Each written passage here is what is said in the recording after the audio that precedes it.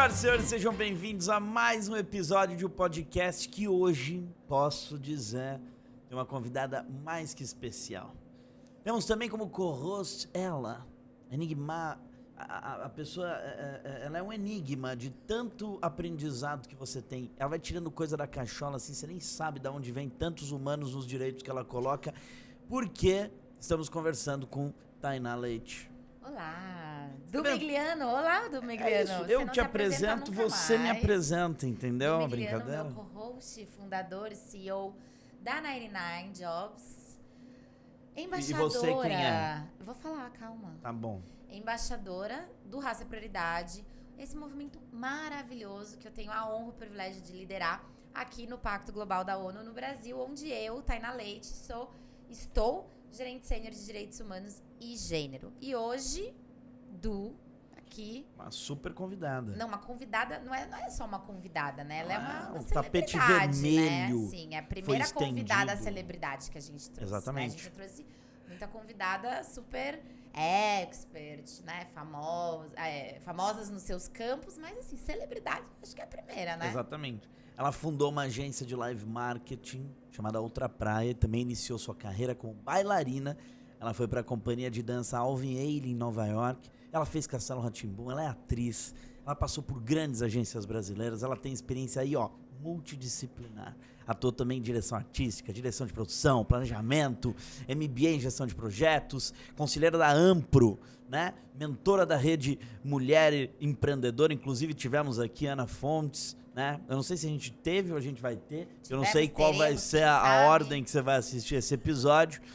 E também facilitadora do programa do Google, de empoderamento feminino.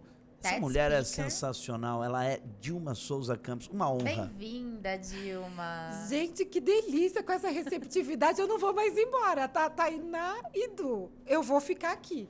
Na real, eu fiz isso tudo pra você me indicar pra jobs de apresentação, entendeu? Perfeito, o dia que você quiser meu contratado. Reels, eu te mando, entendeu? E pronto, tamo junto. A gente Du, tá aí já nessa tá luta. contratado, próxima convenção que a gente fizer lá na Outra Praia, você é nosso mestre de cerimônia. Maravilhoso. Olha só, doutora, explica um pouquinho pra gente. Eu fiz aí uma abertura, né? Mas conta aí como você se define. Você também você tem uma filha linda, maravilhosa, né? Que eu tive a oportunidade de conhecer rapidamente. Mas conta aí quem você é, o que você gosta, qual é a sua expressão hoje, onde você está. Ai, que delícia, Du. Então vamos lá. Quem é Dilma, né?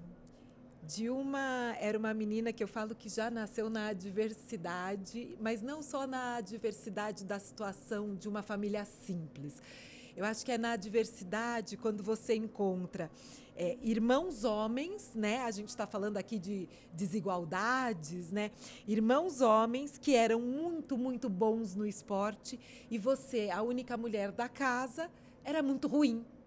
Então, você já cresce numa família que o assunto é esporte, bola de gude tá valendo, é esporte, se discute sobre isso no almoço, no café da manhã, no jantar, e você não tem assunto, porque esse não é o seu rolê.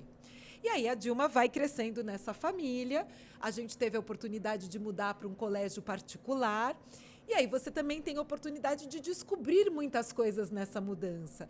E aí quando você fala, olha, eu me descobri aos 9 anos, né, como uma mulher preta, as pessoas falam, gente, mas demorou 9 anos, olha bem para você, né? Mas o que acontece é que aonde eu estudava, eu era igual a todo mundo. E a partir do momento que eu fui para um colégio particular, aí eu era uma exceção. Era a única. Eram 1.500 alunos para 3 pessoas pretas. Né? Eu e meus 2 irmãos, com uma grande diferença, e que aí você vai olhando essa vida solitária da mulher preta, quando ela relata muito isso, que os meninos jogavam, faziam esporte. Então, quem não queria ter eles no time? Mas e você que não fazia nada? Ninguém queria falar com você. E essa é a grande verdade. Mas aí você vai crescendo, vai se entendendo como gente, vai tendo sonhos. E eu acabei migrando para a dança e me dedicando muito à dança. Então, eu sempre digo que se tem uma coisa que eu sou boa, era em dançar. O resto eu faço muito bem, mas em dançar eu sou boa. E aí, isso também porque a gente Dança na vida... até hoje? Eu danço até hoje. Eu não faço aula de dança mais, mas se eu tô em casa e alguém olhar pela janela lá de casa, eu tô aqui o tempo inteiro dançando no corredor, fazendo coreografia. Todas essas atividades, a sua vida é uma dança também, né? Uma coreografia. Não, é isso, Tainá. E teve que rebolar muito, assim, para crescer, para fundar outra praia, para crescer. Porque se você analisar isso, o que você tem? Você tem uma mulher preta que se casou aos 19 anos, que não tinha o estudo superior, não tinha ensino superior, que veio fazer faculdade aos 22 anos sendo bolsista, e que até os 19 anos a sua profissão basicamente era dançar e trabalhar com eventos numa época que não tinha o glamour de um Lollapalooza, de um Rock in Rio, né? Fazer evento naquela época não tinha esse glamour. Então você tinha tudo para dar errado. Você não tinha nada para dar certo. E aí você tem que reverter todo esse jogo. E aí você vai, você trabalha, você estuda, você faz bolsa de estudos no curso que te arrumam, né, para você estudar, mas você não desiste, né? Então essa resiliência que eu acho que foi muito criada desde a minha infância, que era, você pode estar em qualquer lugar, mesmo que não seja o lugar para você. Se você tivesse no esporte, talvez isso te ajudasse mais fácil, mas efetivamente você não fez. Então, você vai ter que trabalhar muito mais e, como mulher preta, ser 10 vezes melhor que qualquer pessoa para conseguir um emprego. E talvez assim você consiga. Então, você cresce nesse lugar, tentando todos os dias ser muito boa naquilo que você faz.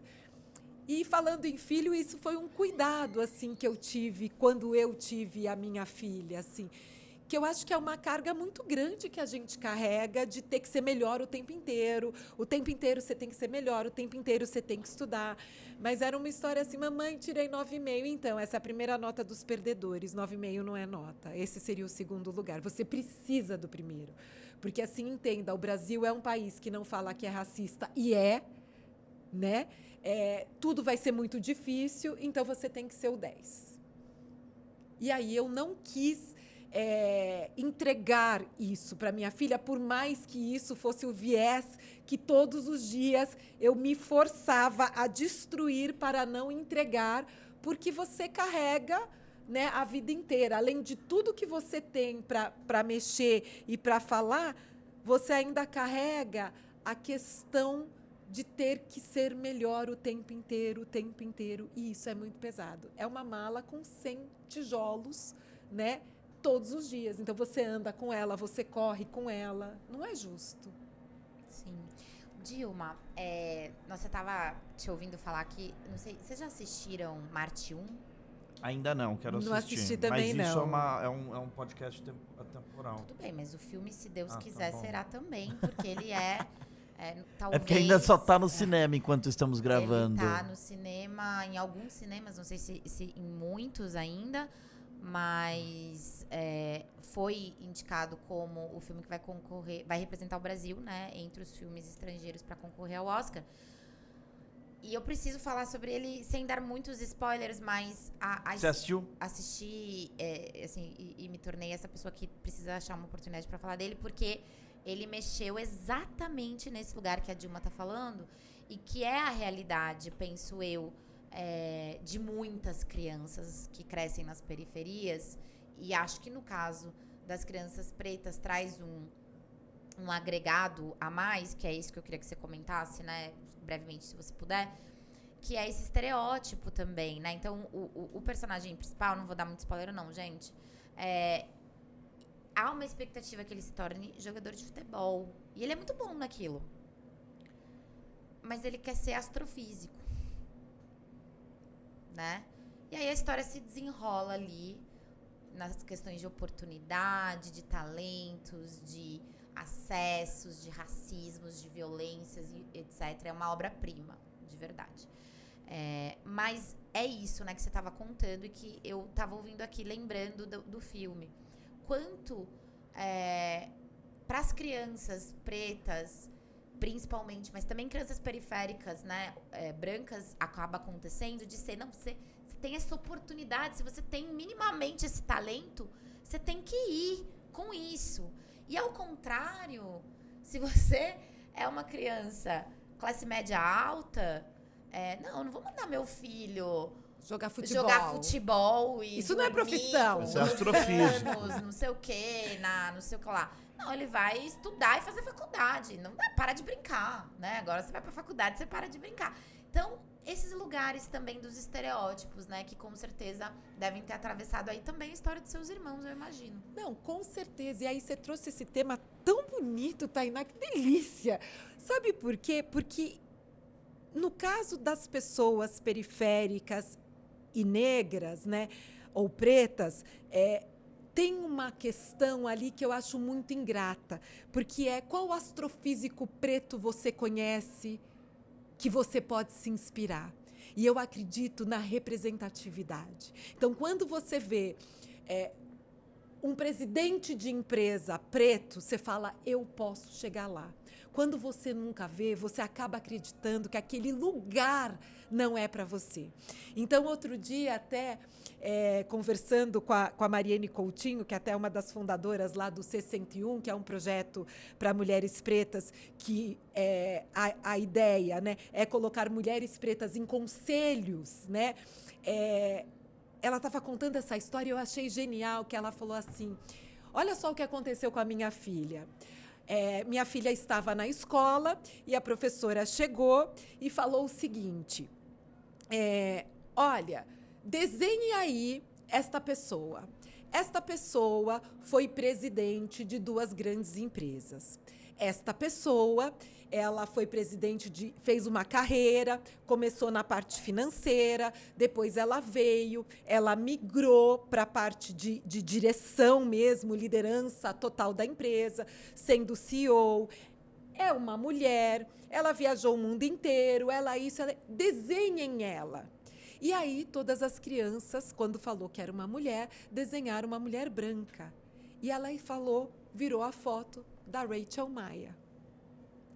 A filha da Mariene Coutinho conhece a Rachel Maia, mas naquele momento ela falou, eu conheço ela. Como que eu não pensei nela? Porque não é o estereótipo. Sim. Então, mesmo conhecendo, mesmo estando em contato, você está cercada por esses estereótipos. Do mesmo jeito que o jogador, que a criança pobre, que fez sucesso e que ficou rica, era um jogador de futebol, né, e não um astrofísico, como que eu vou entender o que é um astrofísico se muitas vezes o pai nem tem a compreensão do que é ser um astrofísico? E no filme, Dilma, desculpa te cortar, mas é que você matou sem ter assistido o filme, né? O menino, ele fica justamente assistindo o Neil Grayson Tyson, que é um astrofísico americano, negro, né? E que talvez seja o único que realmente a gente tenha fácil na cabeça, até porque ele acaba também sendo um autor best-seller e palestrante e tal. E é isso, então ele ficava vendo, e aí ali ele se via. Então, realmente, a Viola Davis, né, que fala, se você não se vê, você não acha possível, né? Isso é muito, muito potente. Fala mais pra gente do Conselheira 101. Ai, delícia, porque esse projeto do 101 é, de fato, um projeto, assim, maravilhoso. Assim, eu quero até puxar aqui todos os nomes para não esquecer de falar nenhum, mas essa foi uma iniciativa de um coletivo de mulheres. Então tem a Ana Beatriz Trejos, a Ana Paula Pessoa, a Elisângela Almeida, a Graciema Bertoletti, a Janda Aracia Araújo, a Janda, a Leila Lória, a Lisiane Lemos, a Lise, a Mariene Coutinho, de que eu falei, e a Patrícia Molinos. E aí esse programa tem o apoio da KPMG e da WCD Foundation. E esse foi um programa, eu sou da primeira turma desse programa, sou eu, é a Ana Fontes, a própria Lise, somos, acho que... Carla Moraes também? A Carlinha Moraes. A Carla tá no conselho da 99, eu tenho uma honra gigante de trabalhar. Mulheres incríveis que muitas de nós não nos conhecíamos e estavam no mesmo nível, né, de C-levels ali, ou de alta liderança, desenvolvendo os nossos trabalhos, mas não existia um grupo para isso. E, de fato, isso nasceu de uma provocação de um post da Lise no LinkedIn, porque não temos, né, conselheiros pretos nas empresas. Houve essa junção e eles desenvolveram esse projeto de formação, aonde você é preparado para assumir conselhos, né? Para mulheres. Exclusivamente para mulheres pretas. Hoje esse projeto já está aí na sua 3ª ou 4ª turma, eu acho que já é a 4ª turma agora, e ele continua em formação, buscando essas mulheres, reunindo essas mulheres e projetando essas mulheres, porque a gente sempre fala, né? As pessoas falam, porque agora só falam de mulheres pretas.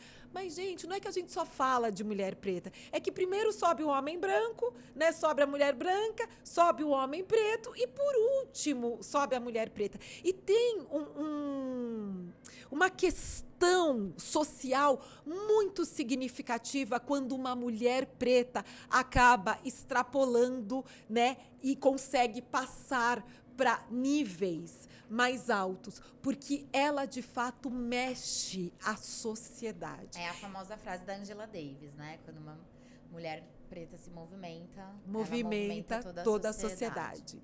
Né? Então, você começa a entender a sociedade, de fato, com outro olhar, quando você tem essas mulheres pretas nos cargos de liderança e nos conselhos. E isso deu muito certo. Assim, hoje a gente já vê várias outras mulheres nesse grupo que são conselheiras. Hoje eu já atuo em 3 conselhos. Então, eu estou na Ampro, né, na Associação de Marketing Promocional. Eu estou na Solon Capital, que é uma empresa de capital focada em ESG, e eu estou na São Paulo Companhia de Dança, por isso eu faço plié, né? Eu continuo fazendo plié como conselheira. E em todos esses lugares, eu acho que a gente tem um olhar que Também soma tá em muito. Você está esquecendo.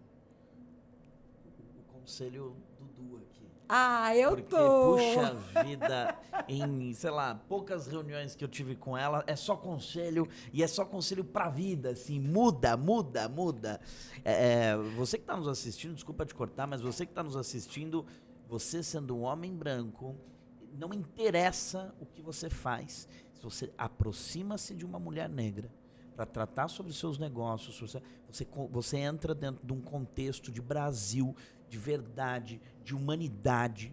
Um nível, gente, um nível. Não tem como você não colocar a cabeça no travesseiro melhor todos os dias depois que você conversa com uma mulher negra sobre todas as questões que você está trazendo. Eu digo que isso é uma das melhores experiências, melhor do que fazer terapia. E olha só, olha que eu faço bastante terapia. O Dil, só para complementar um negócio que você me contou, que eu também, a Janda CFO da 99, durante o tempo, eu obviamente tenho uma proximidade com a Lise, foi do nosso conselho, né? Vocês vão uma vez por mês, nos restaurantes, jantar. Eu adoro essa experiência. Essa experiência, quem fundou essa experiência foi Rafa Martins, que teve à frente de um programa de inclusão dentro da comunicação, porque na comunicação ainda hoje a gente tem uma barreira muito grande para entrantes pretos, né, dentro da comunicação. E aí o que a Rafa faz? Todo mês a Rafa faz um jantar e ela vai num restaurante muito bacana e só convida mulheres pretas. E aí é muito gostoso da gente ir, porque primeiro que as pessoas ficam olhando o que está acontecendo, né? Elas não estão acostumadas com esse rolê, né? Então, da onde vem, para onde vai, quem são essas pessoas, o que está acontecendo aqui?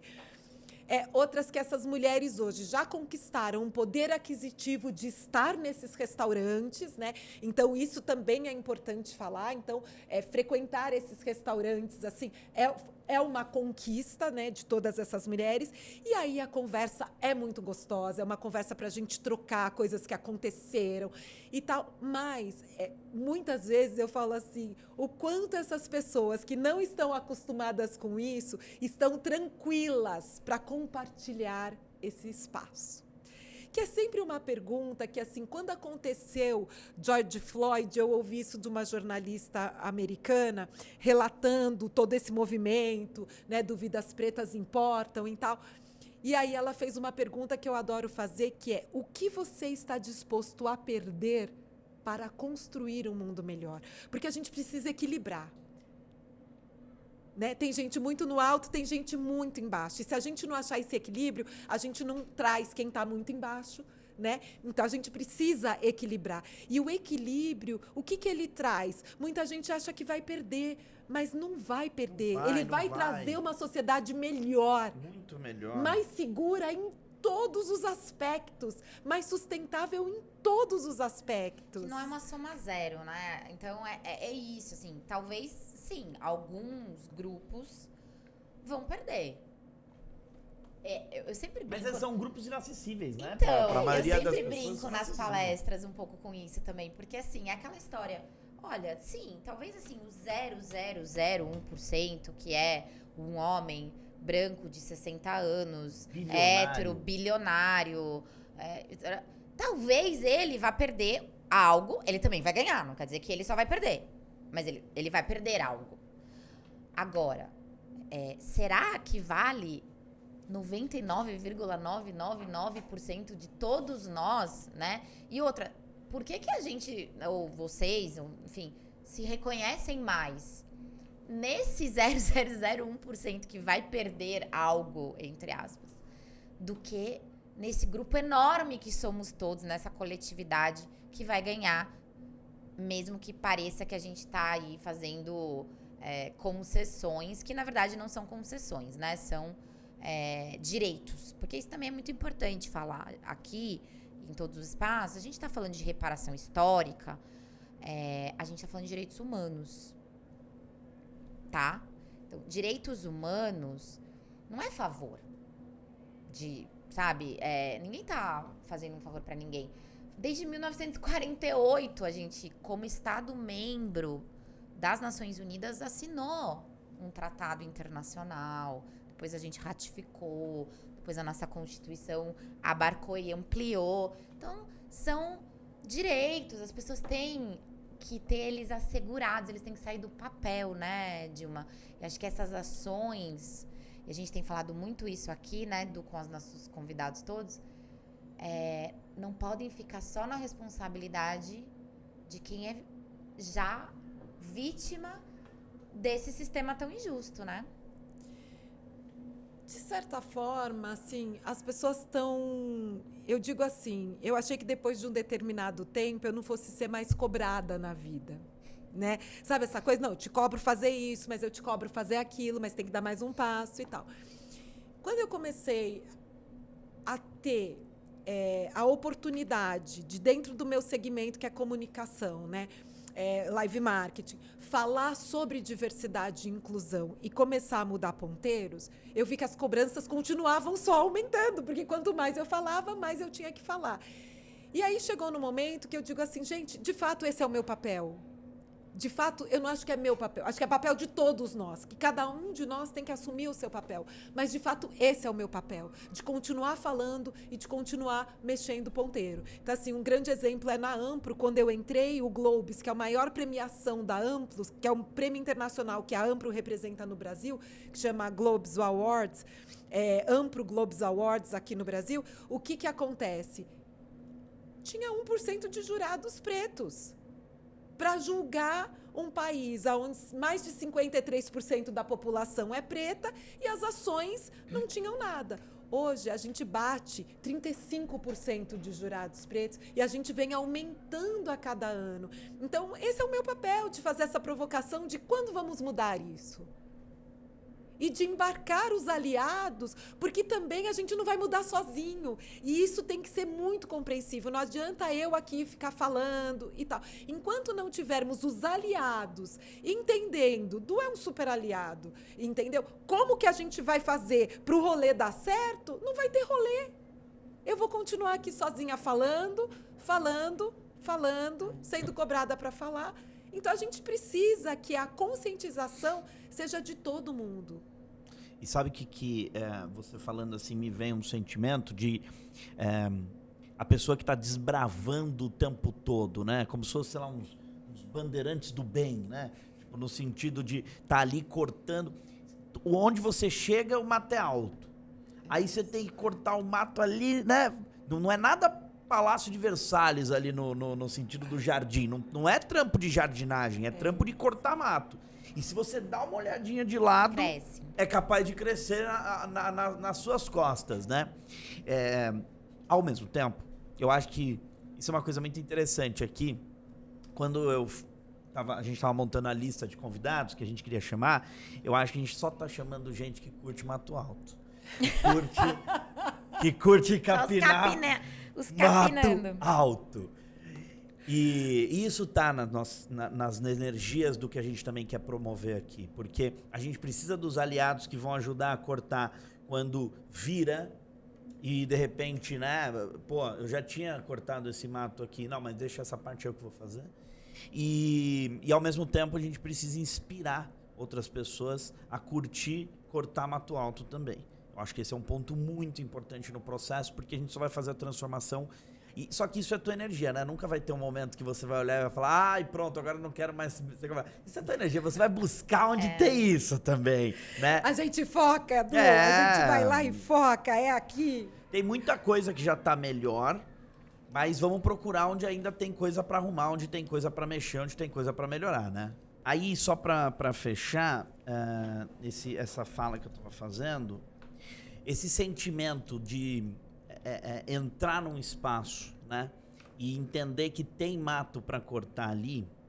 Eu, por exemplo, eu brinco que a minha vida inteira, eu não sei se eu te contei isso, acho que eu te contei, que a minha vida inteira, meus avós, meus pais, os livros que eu li, as faculdades que eu fiz, me ensinaram a plantar cana. Então eu tinha uma fazendinha ali, eu só plantava cana e tal, não sei o quê. E de repente um dia eu inventei de plantar milho. E aí o agrotóxico que se usava, e era um milho orgânico. Aí o agrotóxico se usava na cana, que eu plantei a vida inteira, é óbvio que aquele solo já não pega milho. Então você tem que fazer todo um trabalho de solo. E uma das palavras que a gente mais escutou aqui, né, Thay, é coragem. Essa coragem de você olhar e falar, pô, construir uma parada de cana, agora eu vou derrubar isso aqui para fazer tudo milho orgânico. Você tem muita coragem. Eu acho que coragem é o que nos move, Edu. Coragem é o que sempre me moveu, assim. Sabe aquele momento que você entra num lugar, né, e que não é o seu lugar habitual e que você fala, gente, não tem ninguém aqui que bata o olho, que seja igual a mim para me apoiar. E eu vi que as pessoas estão na mesa lá embaixo e eu sei que eu vou passar, e enquanto eu estiver passando por todas essas mesas, as pessoas vão me dar um olhar que não é um olhar natural, né? Você sente esse olhar até hoje, Até Dilma? hoje, até hoje. Mesmo, porque assim, você tem um biotipo, né? Símbolos, né? Signos, né? Muito finos, né? Você é uma mulher super bonita, delicada. Não, assim, maravilhosa, a gente não meu puxa Deus. saco aqui, não. Só dos chefes, né? Brincadeira. Todos os chefes dela veio aqui já. Já vieram. Não é brincadeira, chefes, amo vocês. Mas, então, né, é uma pergunta nesse sentido. Ou seja, você ainda sente esses olhares. Sente não, esses olhares ainda acontecem. Acontecem, Tainá. Acontecem esses olhares, como você entra. Se você, você tá com uma bolsa grande e entra no supermercado, pode andar 10 passos, 20. A hora que você parar num lugar, atender um celular, porque você tá atendendo como qualquer pessoa normal, falando, então você deu aquele tempinho, né, de falar, ou você pegou um negócio assim que parece que você deve estar enganando alguém, mas você pode olhar para trás que tem um segurança atrás de você. Isso é muito violento, né? Esquece. Os olhares ainda continuam sendo os mesmos olhares. Quando eu acho que eles vão parar? Quando a gente tiver muito mais gente, né, preta, frequentando esse tipo de lugar. Porque o que a gente está falando? A gente aqui está falando de entrar num lugar para trabalhar, a gente aqui está falando de você ser C-level, a gente aqui está falando tudo isso. Mas a gente não Você pode... comer em bons restaurantes. Sim, mas você não pode se esquecer que, por exemplo, a minha geração, ela ainda não venceu a pobreza. Favela não venceu. 5 gerações para que eu consiga, de fato, solidificar que as pessoas, né, quebrar essa linha. Mais 5 gerações? Não, eu preciso de 5, né? Eu sou a segunda, né? Tá. Então, assim, da onde meu pai veio já melhorou, da onde eu vim já melhorou, a minha filha já pegou bem melhor, e aí ela precisa... Na quinta é um Palácio de Versalhes, é a jardinagem do Palácio de Versalhes. Ainda não é, Du. Também aí não é. que tá. Então, a gente ainda está longe desse lugar, mas você venceu várias barreiras, né? Então, quando a gente fala nessa quebra, a gente não pode se esquecer que a gente tem uma quebra econômica, porque as pessoas... Olha só que engraçado, né? Eu trabalhei, antes de ter Outra Praia, em várias empresas. E nessas empresas... Outra Praia é sua agência de live marketing, exatamente. né? Pra ninguém que tá pegando agora do nada, achar achar que ela tem uma praia. né? Tem uma ilha, ela vai ter uma ilha em breve, senhoras e senhores. Que ela vai me chamar. Mas ela tem uma agência de live marketing chamada Outra Praia. Isso. E aí, você pega isso e você fala assim, eu trabalhei em grandes agências, em grandes grupos de comunicação. Eu não tinha um salário ruim, eu ganhava bem. Mas o que acontece quando você é uma pessoa preta e você vem deste lugar simples? O salário que você ganha é para ajudar a sua família também. Então, você não sai do mesmo lugar nunca. Nunca. Porque assim, você ganha o mesmo salário que a outra pessoa. Ai, que maravilha. Só que ele ajuda tão mais gente. E aí você fala assim, poxa, mas mesmo com esse salário não dá para você fazer uma viagem internacional? Não, ainda não dá para fazer viagem internacional. Ainda tem muita gente da família que, se você deixar... Para você viajar internacionalmente, a sua madrinha tem que estar bem, a sua mãe tem que estar bem, o seu pai tem que estar bem, os seus irmãos tem que estar bem. Quando o que você acredita que fez com que você saísse de uma menina que, como você disse no começo, não ia vencer para vencer? O que você acha que gerou essa energia? Porque no final, se você quiser que eu corte isso, depois eu corto, tá? Porque no final, os irmãos que tiveram as mesmas oportunidades não chegaram ao mesmo lugar que você. Chegaram longe, mas não chegaram no mesmo lugar, quando eu digo de ganhar o mesmo dinheiro, né, de comparar economicamente o que se ganha. Mas eu acho que foi coragem, Du. Eu não acho, eu tenho certeza. Porque o que acontece? Quando eu comecei a fazer evento, eu podia ter feito como várias pessoas que dançavam, a gente dançava durante os intervalos ali entre as palestras, né? E aí, o que acontecia? Eu dançava, e aí você ia, obviamente, para o camarim e ficava lá no camarim sozinha, esperando o que vinha depois.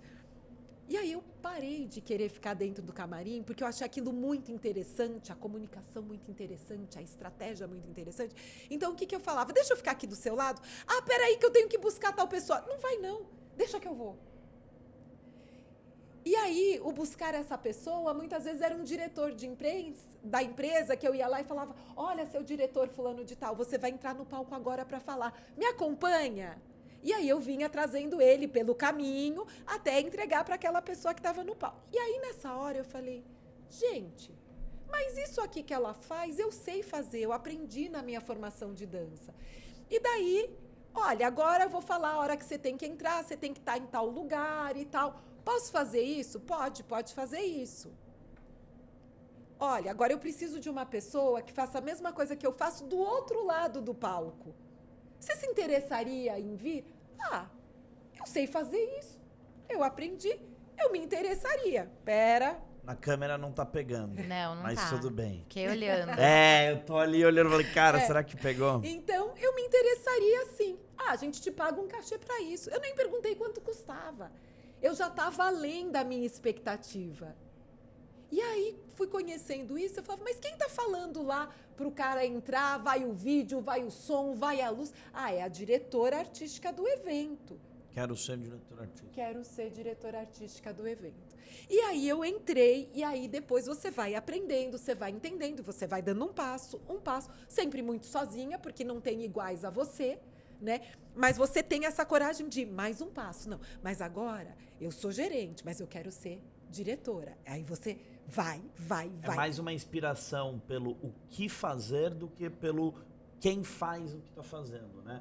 Você olha e fala que, essa coisa eu gostaria de fazer. Mas menos o tipo, olha, aquela pessoa também faz, será que talvez eu possa ser ela? Porque você não via a inspiração de outra mulher negra fazendo isso. Exatamente. E aí você vai com a coragem, com a cara, e aí a pessoa fala, então, agora a gente vai fazer uma convenção em Nassau. Você fala, gente, Nassau, onde será que fica isso? Nunca ouvi falar desse treco. Aí você vai lá e pesquisa, porque você também não quer passar o caramba. Então você é inteligente para estudar. Então você já vai lá, você já estuda tudo, você entende aquilo que você faz, você se garante, né? Você é boa naquilo que você faz. E foi assim que eu fui crescendo.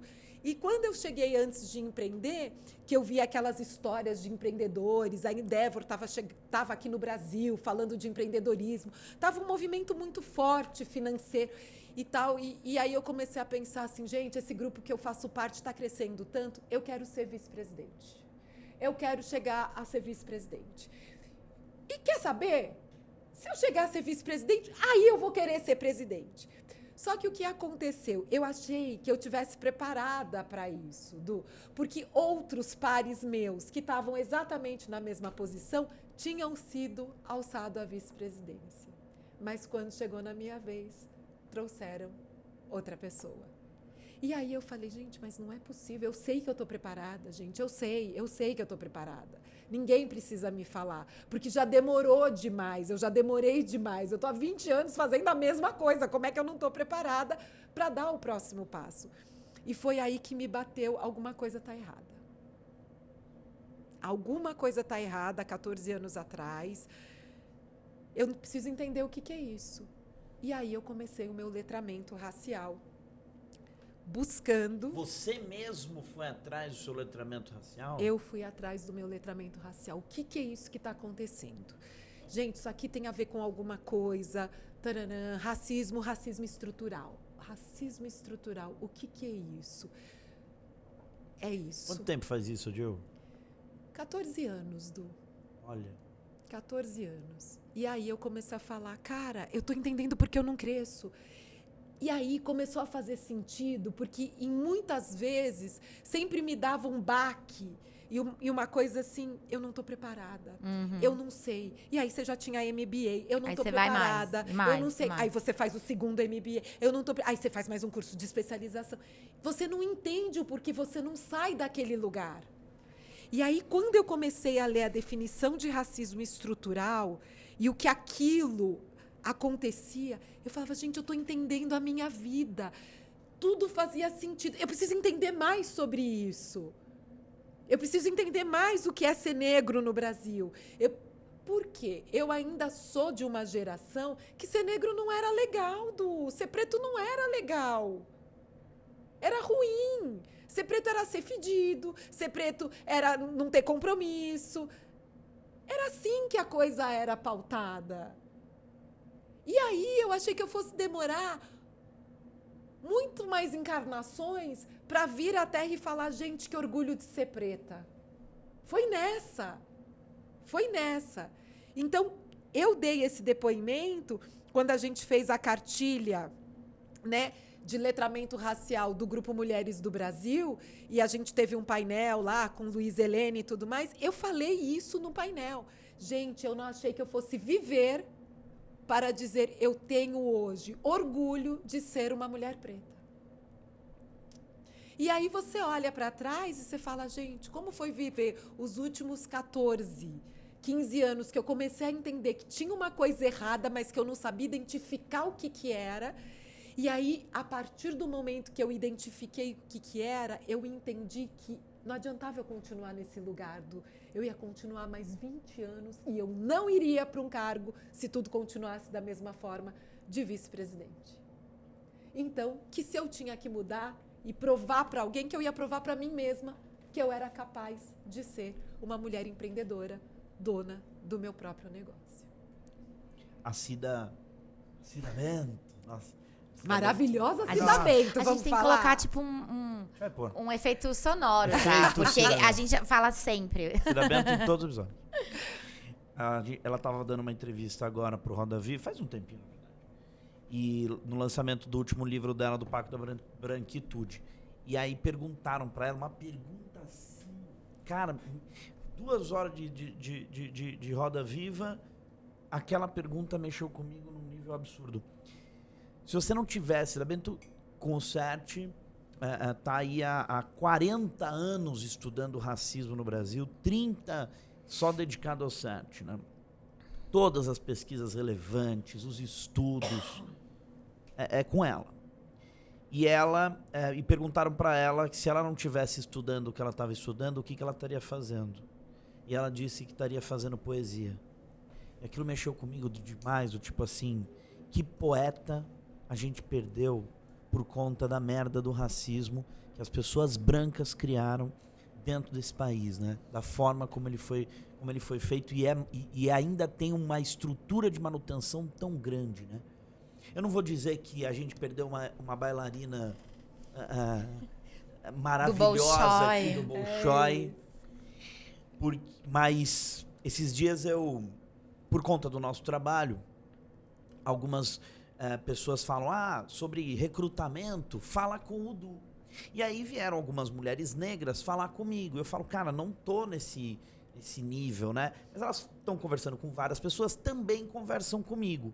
E eu comecei a ver um movimento que eu comecei a me assustar, que era uma menina boa na área de compras, uma menina boa na área de marketing, vendo suas amigas que estavam em diversidade sentar na sala com o presidente, sentar em conselhos, conversar. E aí elas falaram, não, então minha carreira tem que ser em diversidade. E aí, estão todas migrando para o mundo da diversidade, sendo que elas iam ser excelentes marqueteiras, excelentes profissionais de compra. E para piorar, quando elas vão para lá, você acha que colocam no lugar uma pessoa negra naquela cadeira? Não, aí sobe um homem branco ali, entendeu? E aí a minha tristeza de ver, e assim, na minha opinião, a área de diversidade e inclusão ela é uma área biodegradável, é uma área que uma hora ela vai ter que sumir, ela vai se tornar inerente a todos os processos das outras áreas, né? Essa é a minha visão. Então, pode ser que a gente esteja criando uma bolha de profissionais que daqui a pouco não vai ter espaço para eles e perdemos aí excelentes marqueteiras, assim como a gente perdeu uma poetisa que podia ganhar o Prêmio Nobel de Literatura como a Cida Bento, entendeu? É uma tristeza gigante, né? Olhar de como, de fato, o racismo ele cala, silencia talentos num nível, e a gente está falando de 50% da população brasileira. É triste, Du. Eu às vezes fico pensando assim, e confesso às vezes com muita tristeza, assim, porque às vezes essas pessoas que você comentou, elas estão ali naquela luta para serem promovidas, para que olhem por elas há anos, Du, há tempo, e isso nunca acontece. Só que diversidade e inclusão, né, com a compilação na sigla ESG, ela tomou uma proporção que hoje um pouco ou você tem ou você não tem. E eu acho que isso vem junto com uma maturidade das próprias empresas de entenderem que o lado social delas tem que ser realizado de fato. Porque se você olhar 10 anos atrás, o que a gente vê? A empresa tem lá, precisa ser socialmente responsável, mas ela não vestia uma causa. Hoje, se ela não veste uma causa, se ela não tem propósito, como que ela vai sobreviver? Todo mundo cobra ela. Só que o que aconteceu ali com diversidade e inclusão, na minha opinião? Ela foi para um patamar que ela começa a doer no bolso. E aí começa a doer no bolso, todo mundo começa a se mexer. Ah, mas é reparação histórica. Também. Ah, mas agora a gente vai fazer vagas afirmativas. Que bom, não faz mais que obrigação, né? Por conta da reparação histórica. Mas se você olhar esse movimento todo, ele é um movimento totalmente capitalista. Começou a doer no bolso, bora fazer para que a gente, né, movimente aí. E para mim, no início, eu vou falar, confesso para vocês, isso me dava um bode. Hoje eu falo, é capitalista, ótimo, bota dinheiro na mesa que a gente contrata. Contrata, treina, deixa crescer, evolui. Para mim não importa mais se vem, se não vem, entendeu? Que o washing que movimento de washing é. Não me importa. O que me importa é que a gente tenha a chance de colocar e uma vez dentro, a gente sabe que composição interna, quando você começa a incluir e começa a formar e começa a juntar, ela começa a mudar. E tem um ponto, né, acho até pra gente ir amarrando, nisso que o Du falou, nisso que você tá falando, que, bom, vocês me dizem se faz sentido a essas horas já, né? Vai fazer. A massa crítica. Então, assim, eu concordo que a gente tem uma perda quando a gente tem um movimento individual, né? Que você perde uma pessoa numa carreira técnica ou, enfim, X, para todas as pessoas de todas as minorias, porque também tem isso, porque daí vai todas as minorias disputarem as cadeiras de diversidade e inclusão, né? Aí, assim, não, agora a gente vai pegar os LGBT. Aí, depois a gente vai pegar não sei o quê, né? Mas, conforme as coisas vão mudando, e em muitos casos elas vão efetivamente mudando, você vai recrutando mais, você vai contratando mais, você vai preenchendo mais. E aí, que é o ponto que eu queria trazer, que eu sempre falava, assim, quando eu comecei a despertar também para essas questões, no meu caso, de gênero, sei lá, uns 12, 13 anos atrás, que era, eu quero que a gente tenha o direito de ser medíocre, sabe? Tipo, medíocre, assim. Nossa, fulano... Porque, assim, homem, com todo o respeito, homens brancos, héteros, medíocres, tem muitos que são promovidos. Não, e assim, tá tudo bem ser medíocre também, né? Não precisa ser todo mundo alta performance. Eu quero dizer assim, nós grupos, né? E no caso a gente tá falando aqui de racismo, mas outros grupos também que têm um peso. Acho que o racismo, ele é o mais estruturante, né? Das exclusões sociais. Por isso ele é muito gritante. Não podem ser medíocres. Não porque não haja pessoas medíocres entre... 56% da população, não é possível que não tenha os medíocres. Mas os que são medíocres são apedrejados, são, né, expostos, são... Ó, tá vendo lá? Né? Aí não dá, né? E aí você tá sempre levando um movimento junto.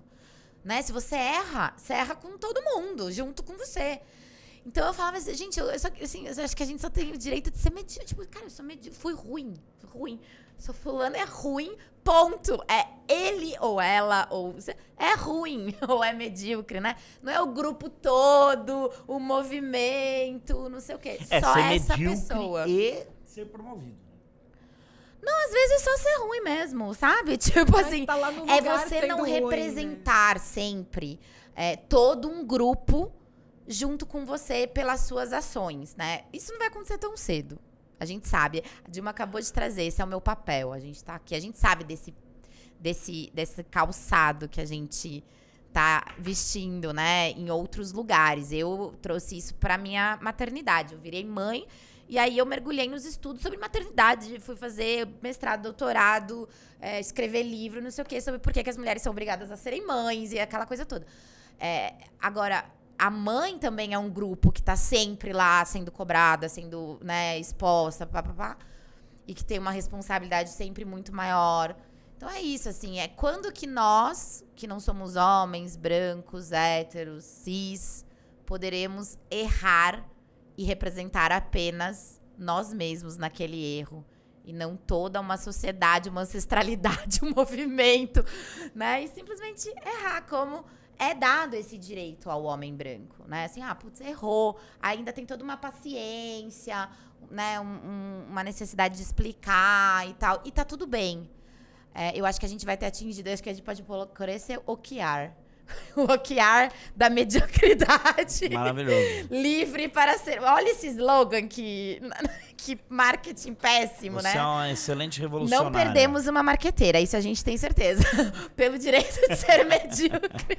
Pelo direito de ser medíocre. A gente vai fazer esse cartaz, vai colocar aqui no próximo podcast. Não, tem que colocar. Vocês entenderam? Porque é isso. Gente, eu nunca esqueço, assim, quando falo uma chefa, por exemplo. Tá vendo? Chefe é mulher. É assim. Você nunca fala, tipo, chefe homem é assim. Entendeu? Sim. Chefe branco. Ninguém fala assim, não, chefe branco, gente, é foda, né? Putz, chefe... Assim, eu brinco às vezes com os héteros, assim, eu brinco. Tenho umas heterofobia, mas aí é brincadeira, corta isso, Gabi. Mas eu brinco assim, ai, gente, hétero é foda, vem pro vale e tal, mas é piada, né? Mas no geral, você não fala, tipo, ai, gente, tinha que ser hétero, né? Nossa, eu falo isso hoje. Eu tô com um saco. Você não tem noção. Esgotado.